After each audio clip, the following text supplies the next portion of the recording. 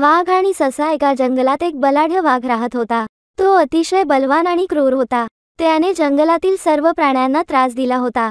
त्याला सगळे प्राणी घाबरायचे। एके दिवशी जंगलातील सर्व प्राणी एकत्र जमले आणि विचार केला की या वाघापासून कसा सुटका करायचा।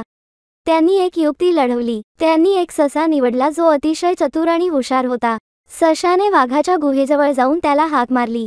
वाघ बाहेर येताच सशाने त्याला नमस्कार केला आणि म्हणाला, महाराज, मला तुमच्यासाठी एक बातमी आहे।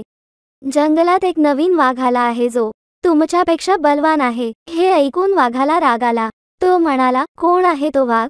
मला त्याला दाखव। सशाने वाघाला एका तलावाजवळ नेले आणि तलावाच्या पाण्यात त्याचा प्रतिबिंब दाखवला।